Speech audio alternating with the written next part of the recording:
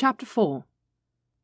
Alexander Edward Philip Milton, the 6th Duke of Wrentham, eyed his former friend speculatively. She looked marvellously delicious this morning, with her colour high and her hair piled up on her head in some ridiculous fashion that Alex could never understand, but looked lovely on her.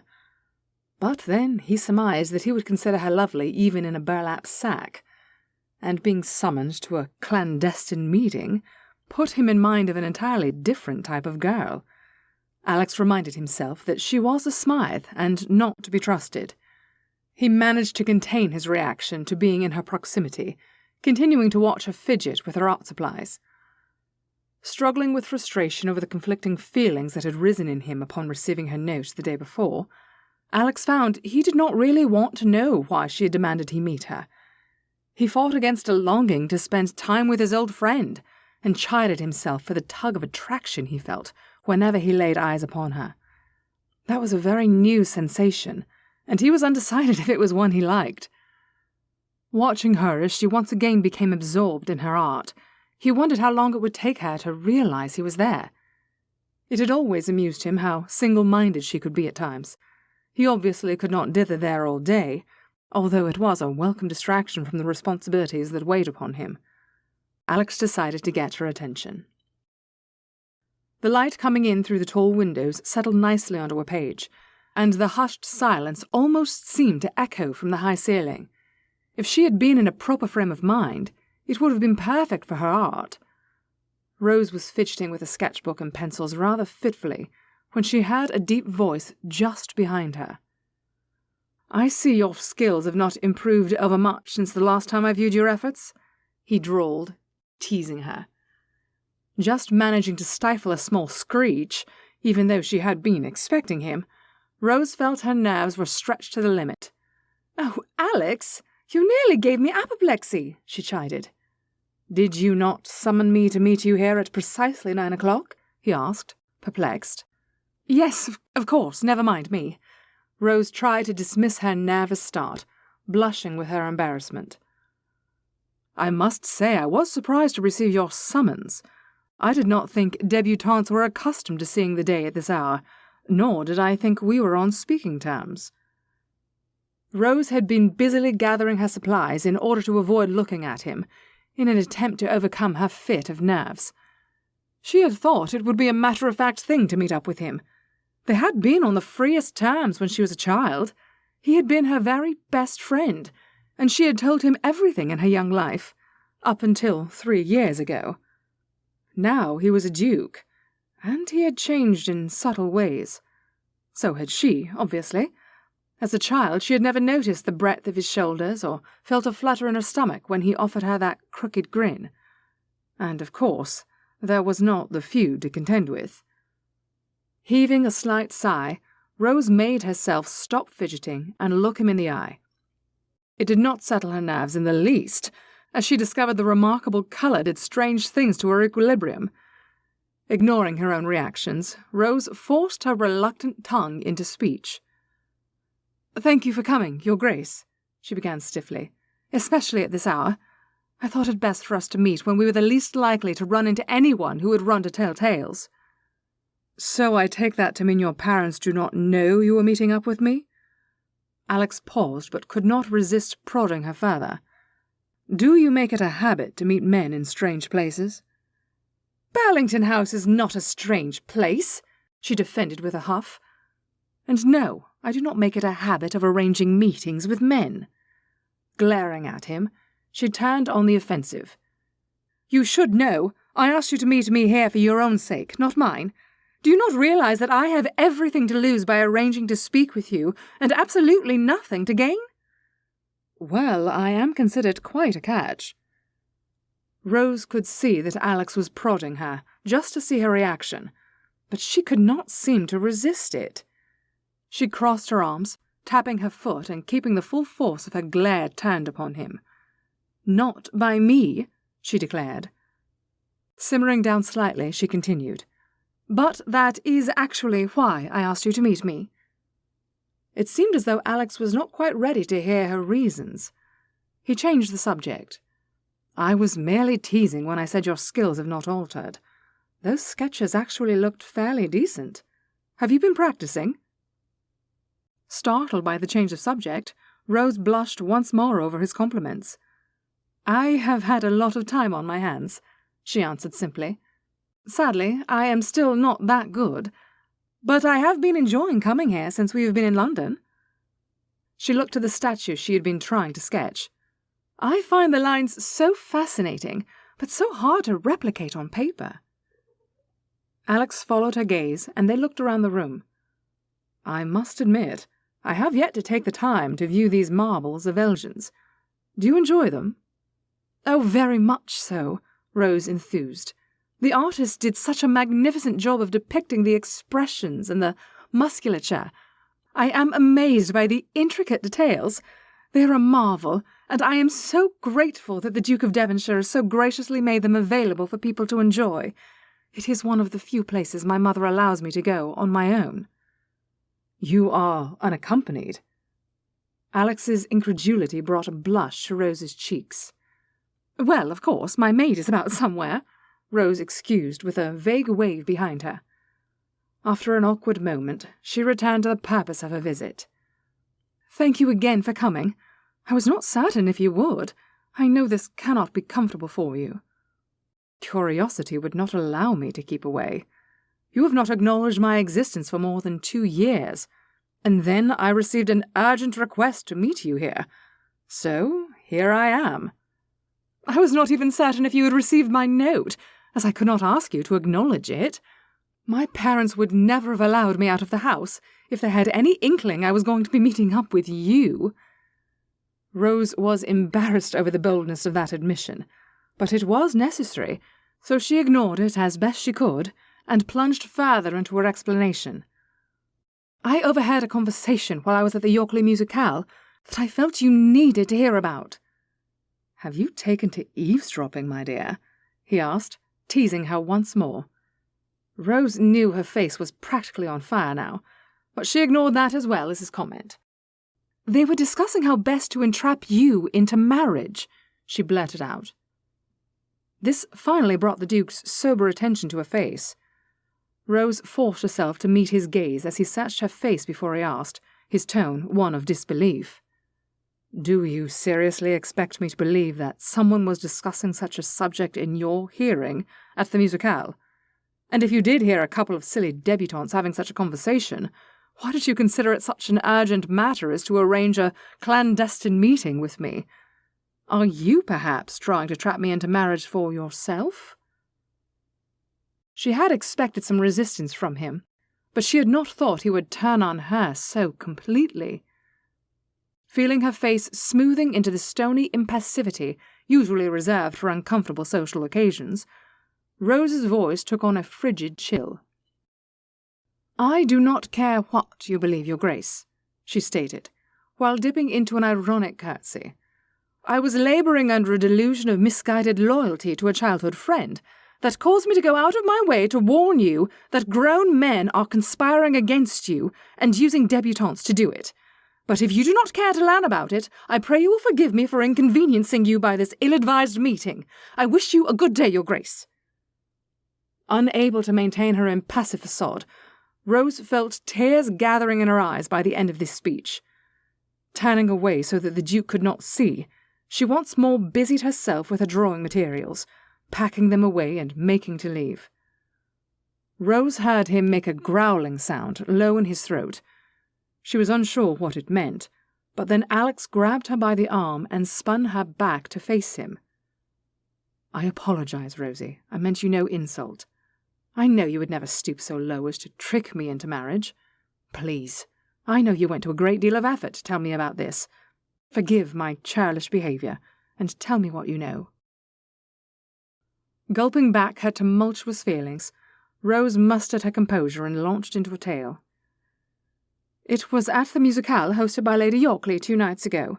My dear friend, Lady Elizabeth, who I was sitting with, had to go speak with her mother for a moment during a brief intermission in the performances. I remained behind because we had managed to get great seats from which to enjoy the music. I assure you I had no intention of eavesdropping. I did not even realize the gentlemen were there, as they were behind me and obscured from my view by this strange sculpture-like object in the room. I really cannot tell you what that object was, and it is the one thing that makes me question Lady Yawgley's tastes, as everything about their home is quite lovely. Yes, Rose, I know the object you were talking about. Please get back to the matter at hand. Quit trying to avoid the ugly part. I have known you for far too long." Rose felt the colour rise once again in her cheeks, acknowledging the truth of his words. She continued, "I would assume they could not see me either, or else they would never have said anything in such a location. I am undecided if I am glad they did or not. I feel duty and honour bound to tell you, but I dearly wish I was never involved, and that they had never hatched such a scheme in the first place." Alex was now over his initial reaction to her words, and was again enjoying her company. He had missed his friendship with Rose quite keenly. Hearing her now trying to dither about in order to avoid getting to the truly unsavoury part of a story reminded him of just how deeply he had enjoyed their friendship, and what its loss had meant to him. He realized he would happily spend the day listening to her put it off, but clearly it was a serious matter, and he needed to get to the bottom of it. He decided to pry it out of her. "So, who were the gentlemen?" He thought this would be a straightforward question, easy to answer. "You have to remember that despite my advanced years, I am a debutante and have been out of the country for a couple of years. Unless someone was involved in the Congress, I really am unacquainted with most people. I had to get Elizabeth to identify one of the men for me. He was wearing the most dreadful puce waistcoat. I did not wish her to know about the matter, so I told her that is why I wanted to know." "And did that help her to identify the gentleman in question?" he prodded gently. "Yes. She explained to me that the poor man was in mourning for his wife, and had lost all his funds, and so had no one to tell him that he should never wear that particular shade. It was actually a nice colour, come to think of it. I think you would have been able to pull it off." Alex could barely contain his grin at her words, but he would not allow her to become sidetracked. "And so this impoverished gentleman with the not-so-terrible puce waistcoat was who?" "It was Lord Austen, Your Grace," she blurted finally. "I am so sorry if he was a friend of yours, and if you are actually seriously interested in his daughter, Lady Anne, I am even more sorry. But I must tell you, I would really advise against any involvement with them. The other man, I will not say gentleman because he is an affront to the title, was Sir Jason Broderick. I cannot like that man. He reminds me of a snake. Any man who is in cahoots with him cannot be a suitable candidate for an alliance with you." Alex was taken aback by her words. "Are you absolutely certain of this?" "I am, Your Grace," Rose insisted with simple sincerity. "Is there a particular part you are questioning?" "Are you absolutely certain of what you overheard? And are you completely sure of the identities of the people in question?" "I am absolutely certain of what I overheard, Your Grace. Sir Broderick was asking Lord Austen if he had managed to sew you up yet. Lord Austen said it takes time to catch a duke, but that his daughter was a good girl and knew what was expected of her. To be completely honest with you, it was your name being uttered in hushed tones that drew my attention to their conversation. I cannot tell you what led up to that part of it, because I was caught up in looking about the room at the milling people. But when I heard Sir Broderick whispering your name, it caused ugly shivers to run up my spine and caught my attention." Rose shivered again in recollection. "As to their identities, like I told you, I am new to town, so I had to ask Elizabeth about Lord Austen. But this is not her first season, and she seems to know everybody. Besides, she said she is friendly with Lady Anne, so I am quite certain she would know who her father is." "How did you know who Sir Broderick was? You have not said that you had to ask about his identity, and it seems to me that you recognized his voice from behind you." He searched her face, waiting for her answer. Seeing a multitude of emotions warring across her features, the Duke held his breath. He found himself wishing she would drop the formalities and return to the comfort of their shared childhoods and call him Alex. So few people did these days. Rose felt like squirming away upon this question. He was getting rather close to all the particulars that she did not wish to discuss. She made every effort to steer clear of them. He was in Vienna at the same time as us. We have been introduced before. I have never liked the man. Much to her relief, Alex took her words at face value, as he was clearly distracted by other thoughts. But I still do not understand why you felt so strongly about it, that you felt the need to break a 3-year silence in order to tell me about it. Unfortunately, it is not all that rare a thing for me to encounter schemes such as this. Ever since I became my father's heir, it has become a fact of my life. Did you not think I could handle it?" Rose gave a helpless shrug as she contemplated her answer. She was discomfited by his reference to becoming the heir, as it struck so close to her own loss. And she really had not given thought to the fact that he might be accustomed to plots such as this. "It truly was not that I did not think you could handle it, Your Grace," she began before pausing. "I am sure you could handle any situation you might face, Your Grace," Rose continued, seemingly thinking aloud. "I just remembered how you hated artifice and subterfuge, so I thought you might not even realize such plots might be afoot. I will admit to you that I had not realized that they could be commonplace. Once again, I must apologize if I have inconvenienced you by arranging to tell you about it. I thought it was a terribly important thing. You are a duke now. Someone plotting against you is bigger than just you, if you don't mind my saying so. You are not just another rich nobleman. Being a duke brings this into a matter involving the government. Would you not agree?" Now his gaze sharpened as he searched her eyes. "Are there details you were leaving out about this, Rosie? Did they say anything about the government?" No, she protested. "I have told you everything I had. I truly thought you would want to know, Your Grace." "Would you stop calling me Your Grace?" he blurted out. "But you are a duke now." She was aghast. "But you have known me all your life." Rose shrugged again. "It is not as though we are going to be having many conversations after this anyway. It would never do for me to become overly familiar with you. Are you trying to tell me that you are just going to throw this problem into my lap and leave it there?" "Whatever do you mean?" Rose eyed him, confused. "You arranged to meet me to tell me about this urgent problem. Surely you must have some ideas about how to solve it." "Not particularly, Your Grace. We do not associate together. How could I possibly help you to solve this problem? I arranged this meeting to give you the necessary information. What you do with it is up to you." "Even if it is for the good of your country." Now Rose was truly divided. Inadvertently, the Duke had touched on the one thing that was sure to gain her cooperation. Her desperate wish to do something more with her life, something meaningful, in a grander way than just giving birth to the next heir to someone's estate. She was sorely tempted to take the Duke up on his offer. Not that she could trust him, of course. She still had no idea what to do about Sir Broderick's schemes in the grander scale. She had no idea who she could confide in. Never would she tell Alex about it. But if she remained involved in it with him to a certain extent, perhaps she could gain more information that she would then be able to share with her father. Still on the fence, she asked some questions of her own. "Did you have anything in particular in mind? I really did not apply myself to coming up with a plan. It was hard enough trying to figure out how I could meet you in order to tell you about it.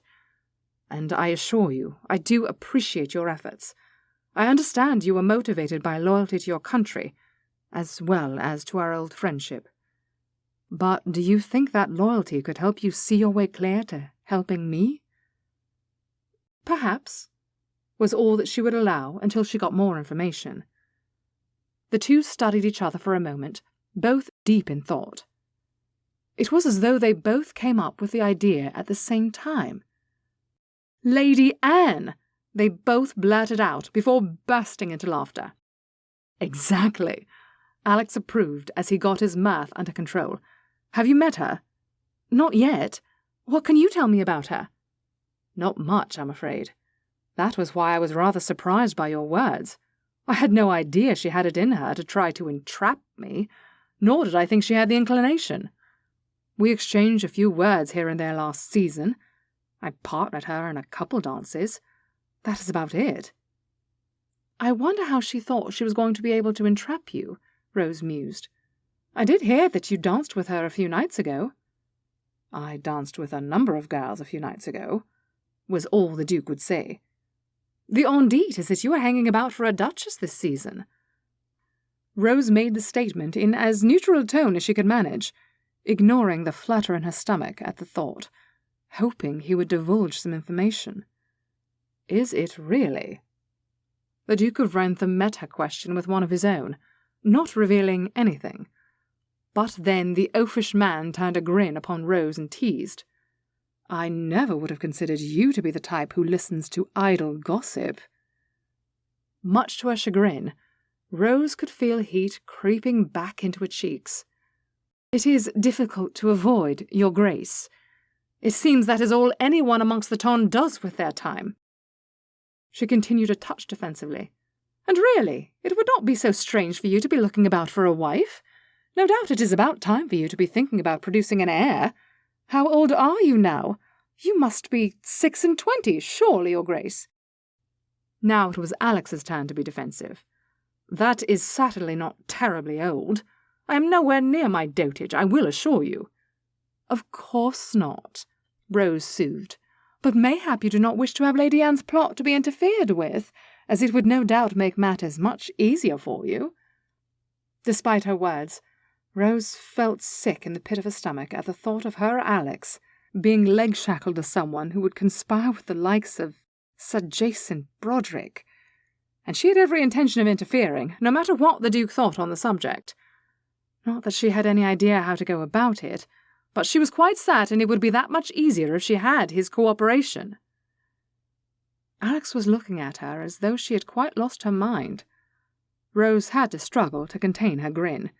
She had always enjoyed discomfiting him. "Have you been drinking too much ratafia, Miss Smythe? That is the only possible explanation I can arrive at to justify how you could possibly think I would consider it an acceptable solution to be entrapped into marriage. Not only do I wish to pick my future bride on my own terms, I would also like to actually look forward to spending the rest of my days with her. So, in answer to your question, no, I do not wish you to leave her plans undisturbed. Just because I find it hard to believe she is plotting against me does not mean I do not believe you. No matter what our differences might be now, I know you would never lie to me." Rose's mouth went dry at these words, and she felt another wave of nausea strike her. While she had not told him any blatant lies, she was keeping things from him, and knowing him as well as she did, she knew he would consider that to be the same as a lie. But she was almost certain he would despise her if she revealed those details. So she was absolutely stuck between a rock and a hard place. Refusing to think about those difficulties at the moment, Rose pasted a smile onto her face and brazened it out. "So, aside from being surprised to hear that Lady Anne is plotting your demise, is there nothing you can tell me about her? She is our best option to try to get more information, and I will be in a better position to pry it out of her if I know what I am working with." Alex looked at her appraisingly. "Do you really think you could pry information out of someone?" Rose smiled mischievously, but did not bother replying. She was quite certain the Duke would not want to hear about her experience with just such activities. She had been rather good at it, if thinking so was not too terribly immodest of her, she thought with another private grin.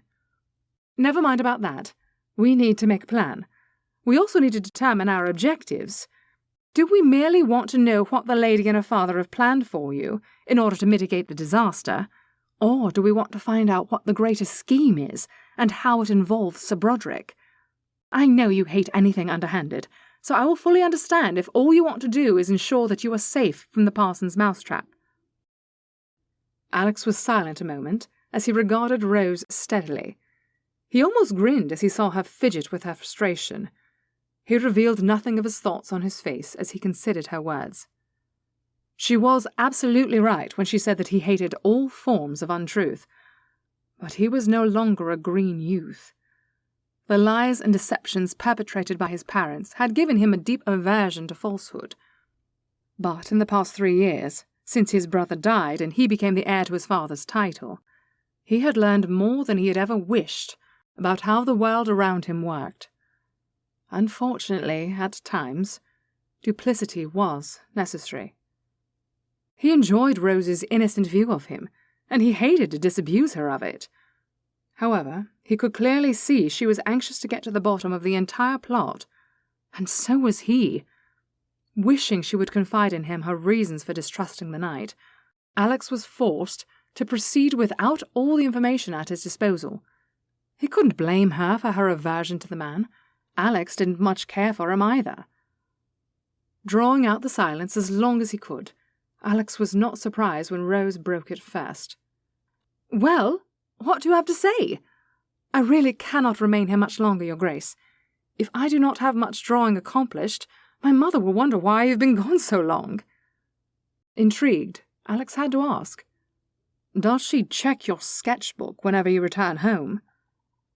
Enjoying the blush staining her cheeks, he had to strain to hear her huff. "Well, of course not." Letting her off the hook, Alex returned to her question. "I will admit to you that while I do not enjoy anything underhanded overmuch, I really do feel I must get to the bottom of this matter. We need to find out why they targeted me, and how Sir Broderick is involved." "Do you not think the Austens decided to target you because you are a wealthy, unmarried duke?" Alex felt his cheeks burn over her comment, but shrugged indifferently. "I am far from being the only wealthy, unmarried nobleman, and if they were smart, they would have striven for someone a little lower on the social structure, like a viscount. There are several unattached viscounts who have plenty of blunt. It would be far less remarkable for the daughter of an impoverished viscount to become engaged to another viscount, or even an earl, than to a duke." "That is true, Your Grace, but changes little about the situation," Rose offered. "It could just mean that their ambitions know very little bounds." "Or that they are stupid beyond belief," Alex could not help adding. "Surely they must realize that a duke has connections and resources they could never imagine, in order to prevent any sort of misalliance." "They could have been relying on your inexperience," Rose countered in a low voice. Alex could see she did not wish to elaborate, but then she continued, "Everyone knows you were not your father's heir for very long." Alex knew it was difficult for her to refer to their shared loss, so he allowed it to pass without comment. Instead, he continued as though she had said nothing. "It would seem to me that they must be after me for some sort of a political agenda, perhaps something connected to the House of Lords. If it was just an ambitious debutante, I would brush it off and ensure I was never alone with her. But the fact that you heard her father conspiring with someone else on the matter implies that there is more to it than just a good marriage for an impoverished family. Do you have any ideas who might be after you, or what they might be trying to accomplish in such a way? If we have some ideas, we will be in a better position to begin our investigation." Alex gazed at his old friend in admiration. If anyone had ever told him he would be standing in Burlington House, surrounded by Elgin's marbles, debating with Miss Rosamond Smythe about who might be conspiring to entrap him into marriage, he would never have believed such a claim. But here they were, and she looked mighty fetching as she gazed up at him expectantly. He had to make an effort to remember what she had said. Oh yes, something about ideas to investigate. He wondered absently what she could possibly know about investigations and clues and all that. But she was right. They needed to have a direction. The only trouble was he was drawing a blank about any possible ideas. All he could do was shrug helplessly. "I am so sorry, Rose, but I have absolutely no idea where to start. To the best of my knowledge, I have never had any dealings with Broderick. I developed an instant dislike of the man upon first making his acquaintance, but I cannot even tell you why, as we have barely conversed." The Duke was clearly flabbergasted over this development, and was even slightly ashamed to not have a ready solution. Rose must have realized this. She hastened to reassure him. "Never mind about that. We both agreed earlier that the best place for us to start is with Lady Anne. That will have to be my job, as you will just be walking straight into their plot if you try to do anything about it. Now, I really must be going, so we must hurry and establish another appointment to meet up to discuss any of our findings. In the meantime, you should speak to your solicitors or man of affairs or whatever you might have along those lines, and see if they're aware of any issues Broderick might have with you. Those gentlemen might know more on the subject than you. How did you get so smart about such things? Alex was intrigued by the blush that spread over her face at this unanswerable question. The only thing she could offer was, "My father is a diplomat," with as much dignity as possible. Alex allowed the moment to pass, and was rewarded by the look of relief on her face. He hurried to make an appointment as they saw her maid approaching. "Would it be remarked upon if you come here again tomorrow or the next day?" "Probably not," Rose answered. "My mother never rises before noon, and is really only concerned with how I spend my evenings. But you had best give me at least one day to try to make the acquaintance of Lady Anne, so let us say the day after tomorrow. That gives me a day and a half to gather as much information as possible. I shall start with my friend Lady Elizabeth. She is a font of knowledge about the ton, as well as being friendly with Lady Anne." While she was speaking, she fumbled with her drawing supplies, finally tucking them under her arm. "Wish me luck," she concluded, as she once more faced the Duke.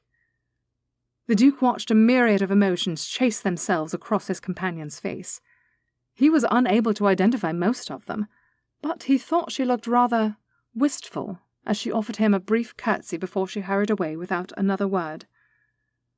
Alex stood in the same spot for several moments, watching her retreating figure, wondering if she would look back before exiting the building. He was unprepared for the profound disappointment that swept over him, as she strode away with purpose, never once glancing back in his direction.